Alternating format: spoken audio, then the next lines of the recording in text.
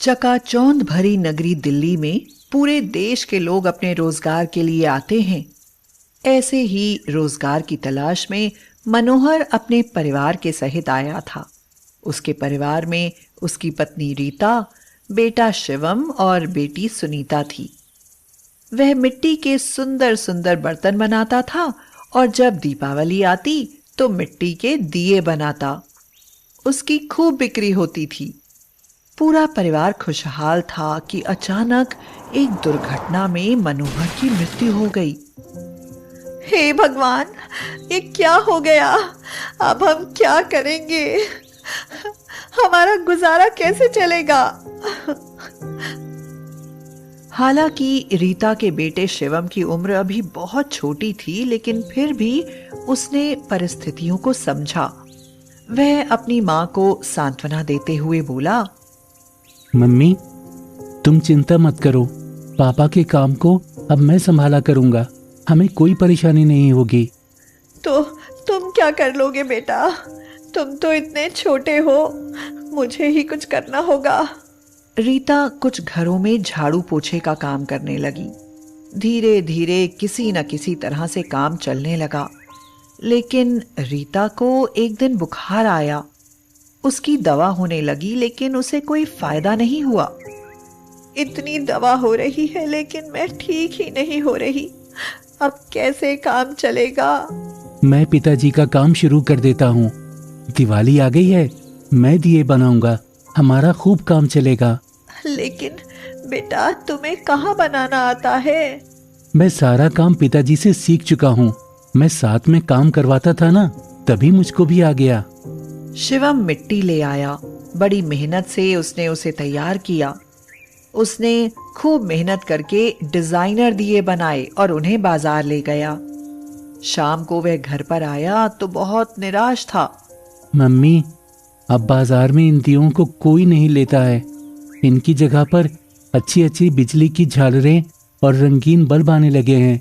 सब वही खरीद कर ले आते हैं। हमारे इन दियों को कोई नहीं लेता है, इसलिए इनकी बिक्री नहीं होती है।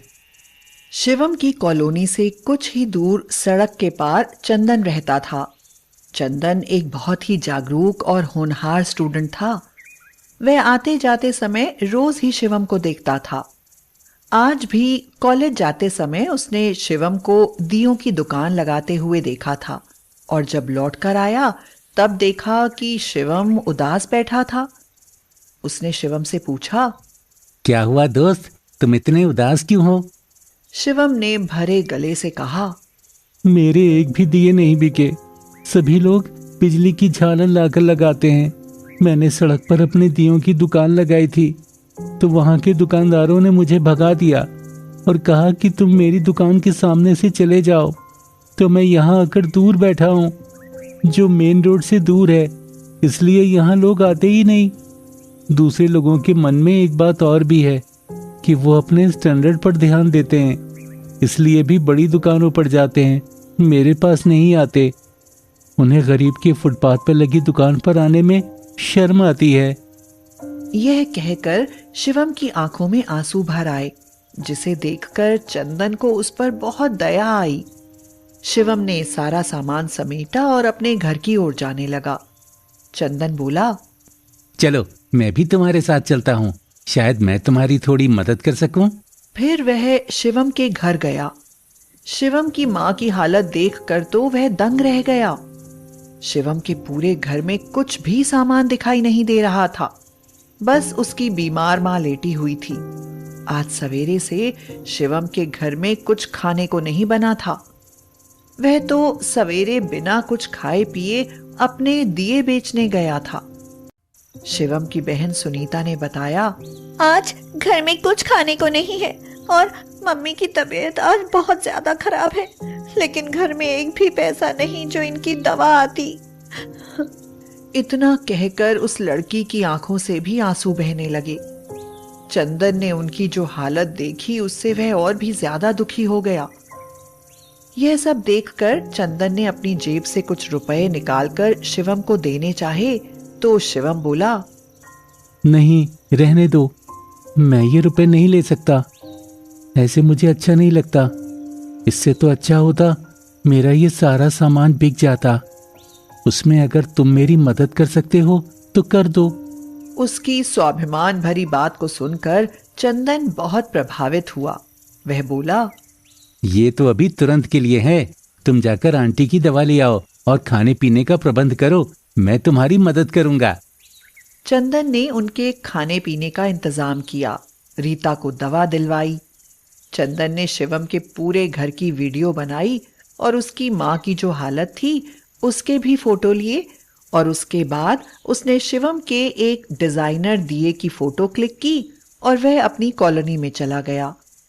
उसने वह फोटो सोशल मीडिया पर अपलोड की और हैशटैग किया स्वदेशी अपनाओ। उसने लिखा, हम विदेशी चीजों को लाकर अपने देश का पैसा विदेशों में झोंकते हैं और हमारे यहाँ के लघु उद्योग खत्म होने वाले हैं। हमें अपनी संस्कृति पर गर्व करना चाहिए, क्योंकि जब भगवान राम रावण से युद्ध जीत कर आए थे तो उनकी यादगार में देसी घी के दीपक जलाए गए थे, बिजली की झालरें नहीं। अगर हम अपने देश से प्यार करते हैं तो हमें अपने देश के उद्योग धंधों को बढ़ावा देना चाहिए। इसलिए आप सभी लोग हमारे इस मिशन स्वदेशी अपनाओ के साथ आएं और इस बच्चे से डिजाइनर दीपक खरीदें।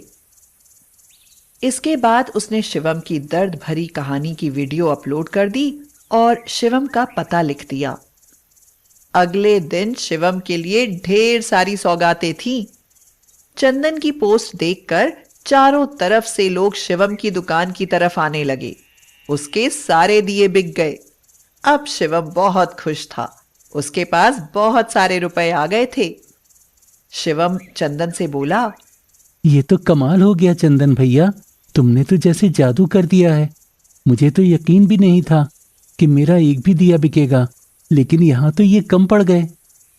तो चंदन ने कहा, कोई बात नहीं, अभी दिवाली के 2 दिन बचे हैं, इतने में हम बहुत से रुपए कमा सकते हैं। इस वक्त तुम्हारे डिजाइनर दियों की भारी डिमांड है, तो ऐसा करते हैं, हम 2 मजदूर भी रख लेते हैं और ढेर सारे दिए बना लेते हैं। शिवम बोला, जैसा तुम ठीक समझो भैया। उसके बाद चंदन ने पूरी मदद की और अब की बहुत बड़ी संख्या में दिए बनाए। दीपावली वाले दिन तक सब दिए बिक गए। शिवम चंदन से बोला, चंदन भैया, तुमने मेरी बहुत मदद की, तुम्हारी वजह से मेरी दिवाली बहुत अच्छे से मनेगी। चंदन ने कहा, इसके साथ हम लोगों ने ये भी सीख लिया कि हमें अपने देश के रोजगार को बढ़ाना है, स्वदेशी अपनाना है। अब तुम्हारे इन डिजाइनर दियों की खूब डिमांड रहेगी। इसके साथ ही अच्छे अच्छे डिजाइनर बर्तन भी बनाओ और तुम्हारे सुंदर काम को फेमस करने का जिम्मा मेरा। जहां तुम जैसे भाई लोग होंगे वहां किसी की दिवाली खराब नहीं हो सकती। हर जगह प्यार, स्नेह, भाईचारे के उजाले से दिवाली जगमग रहेगी। मेरे चंदन भैया जिंदाबाद।